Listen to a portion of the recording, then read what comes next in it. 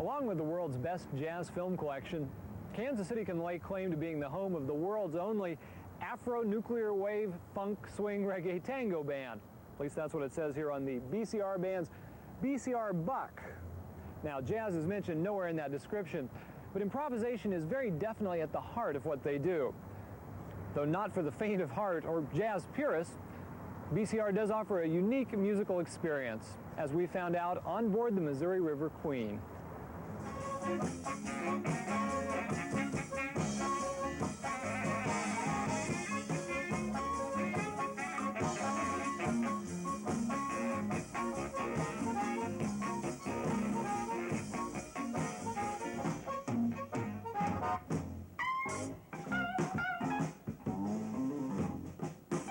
Of course, black holes, time travel, alternate universes, these are all things that are part of the basic premise, the concept behind the band, the BCR band.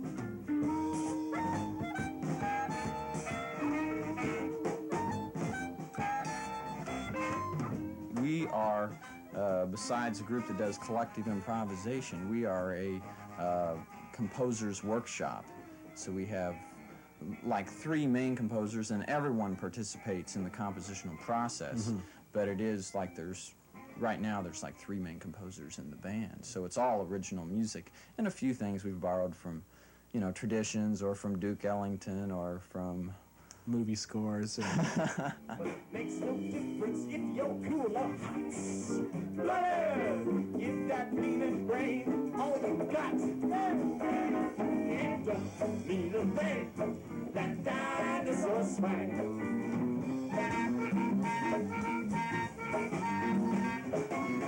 Been looking for a little dinosaur music? Well, then these guys, the Black Crack Review, are probably your best bet.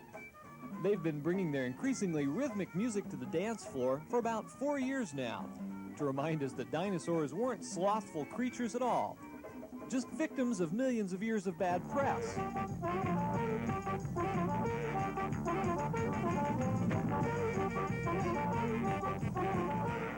With original tunes like The World is a Monkey, Robot Lips, and teeny boppers in Atlantis, not to mention a certain theatrical flair, you can see why BCR is not the type of group that sets up inconspicuously in a corner.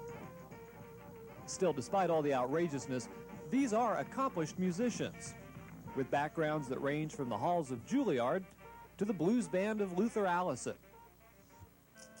Today, only 2 of the original members are still with the group, clarinet and sax player Dwight Frizzell and percussionist Elodie Nottinger. The 2 began their musical collaborations in the Lawrence-based Opus, then formed the duo Packed Fruit, which set the stage for BCR. It was a combination of the success of Packed Fruit and a letter that we got from LA from a place called the Spiked Dog Collar. In 1976, I'd released an album, Beyond the Black Crack, and apparently there was a kind of a cult, and I guess there still is out there in LA, some people that got a hold of that record many years later. This is about 1981. And they wrote to me requesting more records and interested in what was going on now, what my musical experience was going, where it was going. So thinking as quick as we could, we said, quick, let's put a band together. We'll go out to LA, we'll make enormous sums of money and fulfill all of our artistic dreams. So we put the band together, and it was None of that happened.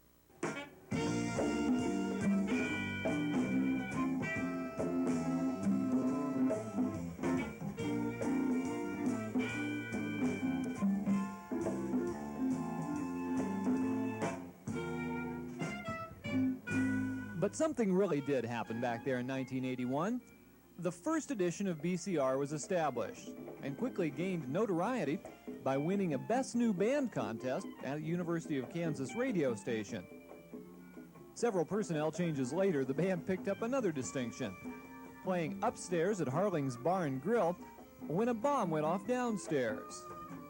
And just down the street at the Fool Killer this summer, they truly outdid themselves with a 24-hour continuous performance that featured everything from video extravaganzas to children's theater, even breakfast with the band. It was very successful, not as successful financially as we would have hoped, but it it brought a lot of different people together.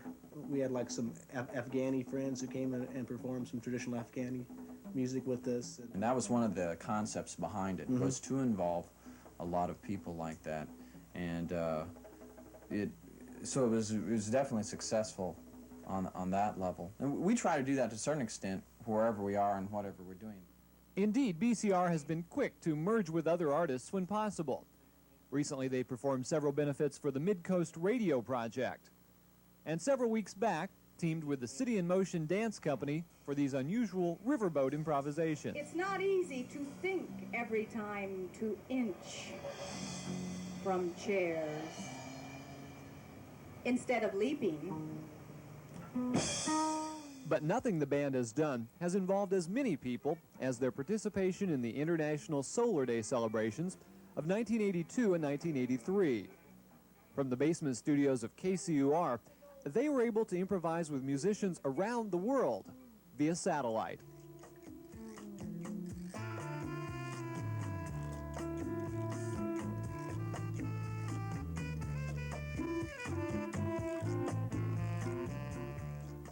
And speaking of studios, the members of BCR have been spending a lot of time at the 24-track facilities at Chapman's, working on an album, and in the process, tightening their overall sound. Andy, can you hear me through the phone?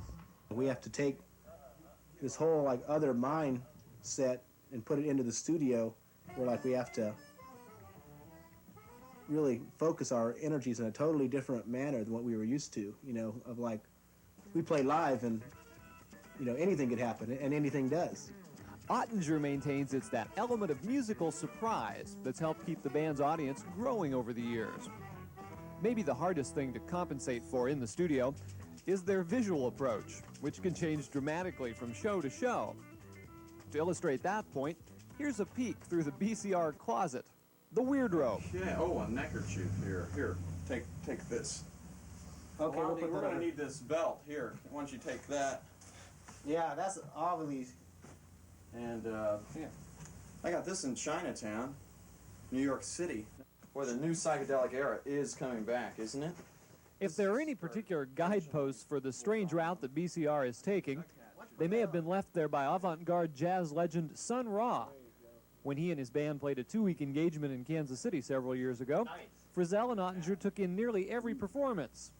It's that intergalactic marriage of music, visuals, and ideas, they say, that's influenced them the most. It's like we are receptors for what's going on. We're a media vehicle. You know, it's not, for me, it doesn't so much involve like the ego and trying to, you know, play what I personally feel. It's like trying to be open to the whole situation and let things come through. And that involves other people in the band, that involves the audience, that involves, Everything. you know. And it's really like fishing, you know, because sometimes we'll throw a line out and we won't catch anything, but sometimes we'll throw a line out and we'll catch a great big fish. Sometimes fish catches us.